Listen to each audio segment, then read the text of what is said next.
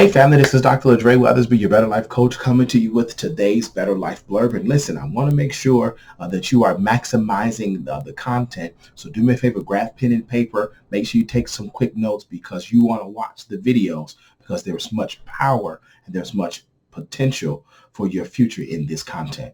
Remember, on December the 28th, we've got the Better Life Business Owner event.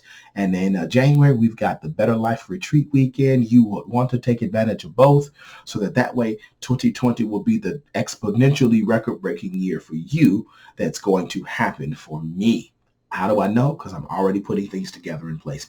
The last video, we talked about the first stage of wealth, which is the gathering stage. Go back and watch that video because today's video is about the biggest enemy to wealth. You ready?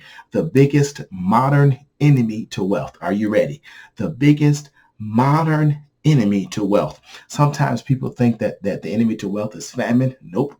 They think that the enemy to wealth is war. Nope. The enemy to wealth is what I call the Jones syndrome. The Jones syndrome. So many people in our modern society, they are in the gathering stage of wealth. They're making things happen. They're growing. They're increasing their income, et cetera, et cetera.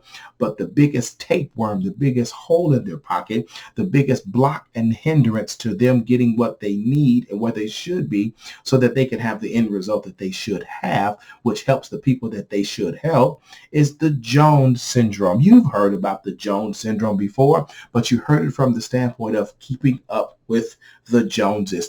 I am so in awe of the founder of Berkshire Hathaway, Mr. Warren Buffett. Why? Because he has been wealthy for a long time. And what he has avoided is the Jones syndrome. He's avoided the need because he's got some extra money to go get the next biggest car. He's avoided the need to go buy the next most brand name outfit, the most expensive outfit, the most expensive car. What he's avoided is the Jones syndrome. The Jones syndrome, as I define it, is the desire to look like you've got money, to look like you are wealthy, even when you're not, to look like everything is great, even when it's not, to be able to one up your neighbor, to one up your coworker, to one up your family member. Jones syndrome really is building your life as a house of cards because all it takes is one little wind to blow everything down. And I can talk about Jones syndrome because I did it. I had 2 cars, but I don't have 1 set of feet. There was no way to drive 2 cars at one time. And because of where I was in life, I thought that if I had my regular car, which was a Ford, and the BMW that Legal Shield was paying for through my insurance agency, that people would finally see that real money is being made, that people would finally take me a little more serious, that people would finally say, wait a minute, he's been so consistent. Let me really pay some attention to him. And guess what?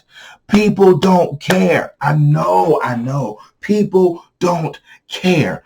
If people don't care, you have the latest phone that costs $2,000 because that's $2,000 that you paid cash that could turn into an investment that you spent the money in the investment first. You could have bought the phone later with the same $2,000, but it was $8,000 instead of 2, but you're trying to keep up with the Joneses. It could be that, hey, you're trying to go to XYZ school. You're trying to send your kids to XYZ school, but you make too much money to pay for that, to get all of the scholarships, and some other things are not in place. So you got to pay for it out of pocket. I'd rather pay for Georgia State out of pocket than pay for Morehouse College, my alma mater, out of pocket. The Jones syndrome.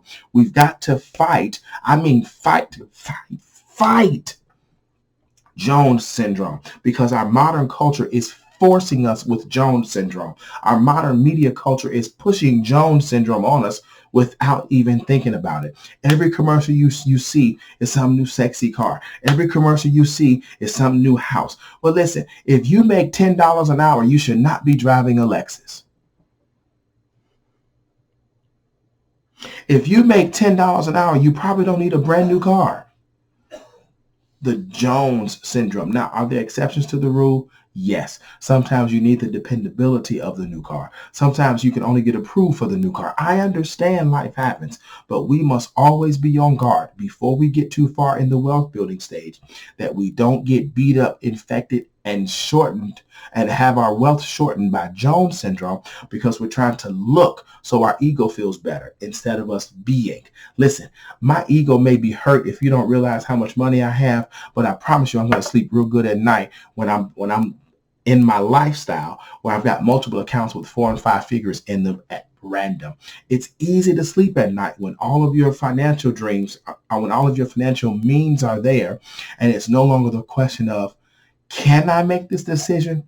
But should I make this decision? And that's when we will be able to say, when life is pretty good, a better life is best, because we are not victims of Jones syndrome. Talk to you soon. See you in the next video. Bye-bye.